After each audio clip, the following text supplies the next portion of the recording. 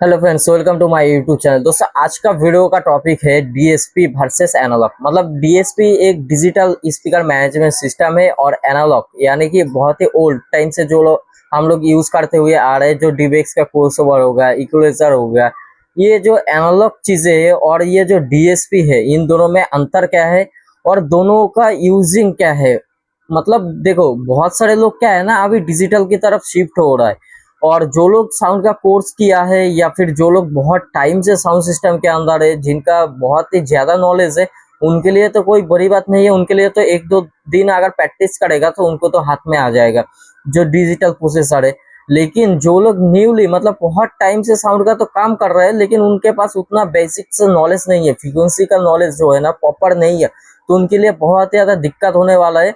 उनको अगर वो लोग डीएसपी को और एनालॉग दोनों को आपस में रख के चलाएगा ना, तो उनको ऐसा लगेगा कि जो एनालॉग वाला है ये बेहतर रिजल्ट कर रहा है। लेकिन दोस्तों, ये क्या है ना, ये बेवकूफी वाली बात है कि एनालॉग अच्छा चलता है।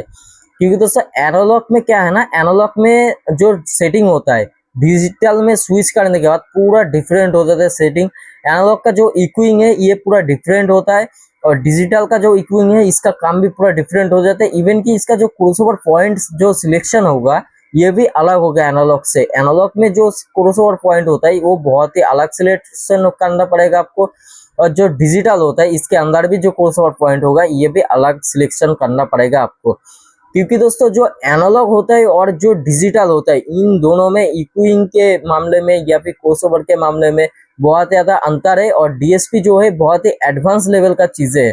तो जो डिजिटल प्रोसेसर होता है इसके ये बहुत ज्यादा एडवांस होता है और इसके अंदर आपको मिल जाता है क्रॉसओवर, फिर इसके अंदर मिल जाता है आपको ग्राफिक इक्यू, पैरामेट्रिक इक्यू, फिर इसके अंदर ऑटो एफएस मतलब जो ऑटोमेटिक फीडबैक आता है उसको आप कंट्रोल कर सकते हो। ऑटो इक्यूइंग का भी ऑप्शन मिल जाता है, आरटीए का भी ऑप्शन मिल जाता है। फिर आता है इसके अंदर अलाइनमेंट डिले आ जाता है, लिमिटर आ जाता है, कंप्रेसर आ जाता है। तो ये जो चीजें है ना, ये बहुत ज्यादा एडवांस कर देता है डिजिटल डीएसपी को, और इसलिए इसको सेटिंग करना उतना इजी नहीं है। जितना इजी समझते हो ना उतना इजी नहीं है। सिंपल से आप क्रॉसओवर सेटिंग करके भी चला सकते हो, इक्विंग थोड़ा बहुत करके भी चला सकते हो, लेकिन जो कंप्रेसर होगा, लिमिटर होगा, फिर इसके अंदर जो अलाइनमेंट का जो सिस्टम रहता है, ये सारी चीजें करने के लिए आपको बहुत ज्यादा टाइम की जरूरत है एंड बहुत ज्यादा सीखने की जरूरत है। तो दोस्तों, डीएसपी के ऐसा सिस्टम है जिसको आप घर बैठे बैठे कभी भी नहीं सीख पाओगे। इसको सीखने के लिए ऑन ग्राउंड में आपको प्रैक्टिस करना पड़ेगा लगातार। और दोस्तों, डीएसपी में मैं जब भी स्विच हुआ था तो ठीक है, पहले टाइम पे तो मुझे थोड़ा बहुत इशू आया था, 2 दिन तक प्रॉब्लम हुआ था। लेकिन जब मैंने उसको अच्छी तरीके से समझा, जब क्या है ना, प्रॉपर एक फ्रीक्वेंसी का नॉलेज जो होना चाहिए वो चीजें मैंने जब रियलाइज किया, तब मुझे ऐसा पता चला कि डीएसपी नहीं, डीएसपी वाकई में बेहतर है। और डीएसपी क्यों एनालॉग से पावरफुल है इसके बारे में भी आप जान लो। देखो, डीएसपी जो होता है ना, इसके अंदर जो गेन होता है ये डिजिटल फॉर्म में होता है। इसका आउटपुट भले ही एनालॉग में हो, लेकिन इसके अंदर जो प्रोसेसिंग होता है, जो भी चीज प्रोसेस होता है, ये पूरा डिजिटल में होने के बाद फिर ये एनालॉग आउटपुट करता है। अभी जो डीएसपी के अंदर जो गेन मिलता है ना, ये बिना डिस्टॉर्शन के आपको बहुत ही हाई गेन मिल जाएगा। मतलब गेन आप बहुत ही ज्यादा ले सकते हो।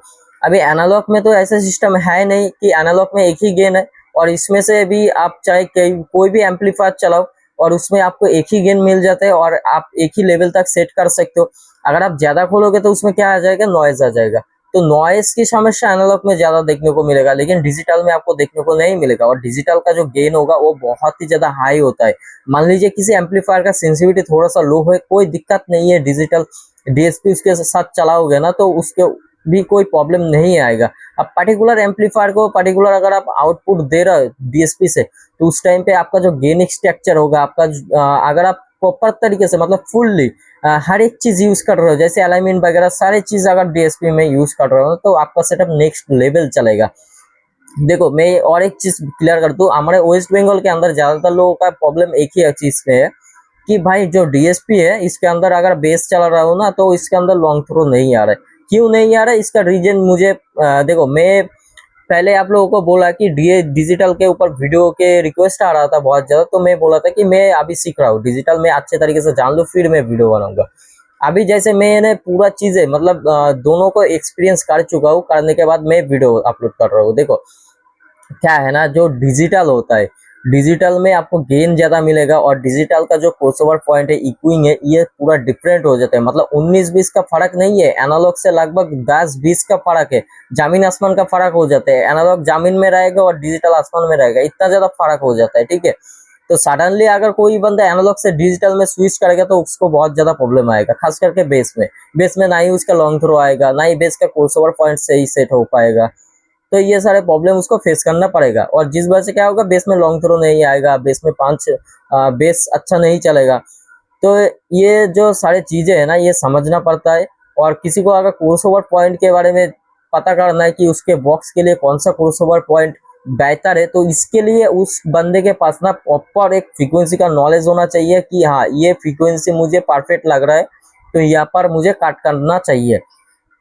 जो साउंड सिस्टम में पहले भी बता चुका हूँ, साउंड सिस्टम के जो पूरा मीटर है, जितना भी चीजें है ना, अगर इसके अंदर आप 20 हर्ट्ज 20 किलो हर्ट्ज पूरा अगर आप समझ गए, देखो ऊपर वाले ने बहुत ही प्यारा चीज हमें गिफ्ट किया है, जो है ये दोनों आरटीए के अलावा आप कितना भी आरटीए कर लो, ये दोनों आरटीए अगर आपका सही नहीं है ना, तो कभी भी आप सेटअप नहीं चला सकते। स्मार्ट सॉफ्टवेयर से आप क्या कर सकते, स्मार्ट सॉफ्टवेयर से आप अपना सेटअप ट्यून कर सकते हो, लेकिन उसमें भी एक दिक्कत है कि आप जब अलग अलग इंस्ट्रूमेंट बैलेंस करोगे तो उसमें भी आपका कान मैटर करेगा। आप कानों पे सुन के जो भी उसका साउंड होना चाहिए वो आप तैयार करोगे। आप किसी भी सॉन्ग चलाओगे, मान लीजिए आप एक गाना चला रहे हो, दूसरा गाना चला रहे हो, तीसरा गाना चला रहे हो, तो हर गाने का जो गेन होता है अलग होता है, हर गाने में जो बेस टेबल होता है वो थोड़ा डिफरेंट डिफरेंट होता है, उसको भी मैनेज करना पड़ता है। तो इसके लिए क्या, मतलब आप तो स्मार्ट से नहीं कर सकते हो ये सारी चीजें, इसके लिए क्या चाहिए, आपका कान। और आपका कान जितना सटीक होगा उतना आप बेहतरीन चला सकते हो। देखो स्मार्ट से आप ट्यून वगैरह कर रहे हो ना, तो वो तो सही है, लेकिन स्मार्ट हर जगह पर नहीं चलता है, हर टाइम पर नहीं चलेगा। क्योंकि मैंने जो चीजें एक्सपीरियंस किया है ना, वो चीजें मैं नेक्स्ट वीडियो में बताऊंगा, ठीक है, लाइव सेटअप के लिए।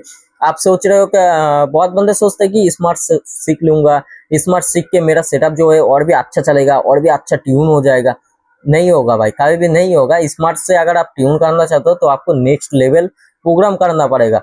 मतलब ऐसे समझ लो कि आपके पास 2 से 3 घंटे का टाइम चाहिए होगा अपना सेटअप तैयार करने के लिए, तब जाके आप स्मार्ट से या फिर आप कोर्स करके अच्छी तरीके से चला सकते हो।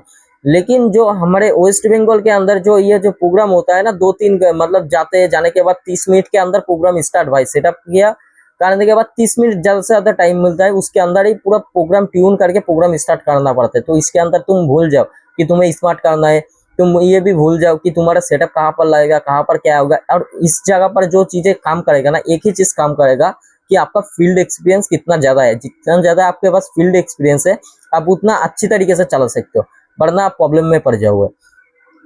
तो जितना जरूरी है एक साउंड का कोर्स करना, उससे ज्यादा जरूरी है फील्ड एक्सपीरियंस करना, ठीक है दोस्तों। तो नेक्स्ट वीडियो में मैं इसका रीजन भी बताऊंगा, और नेक्स्ट वीडियो आने वाला है फुल बंगाली में वीडियो होगा, और ये हमारे वेस्ट बंगाल के सिचुएशन के ऊपर होने वाला है। और बाकी आज का वीडियो का टॉपिक कैसे लगा जरूर कमेंट करके बताना, और वीडियो का इन्फॉर्मेशन कैसे लगी जरूर बता देना मुझको। तो मिलते हैं नेक्स्ट वीडियो में, तब तक लव यू ऑल।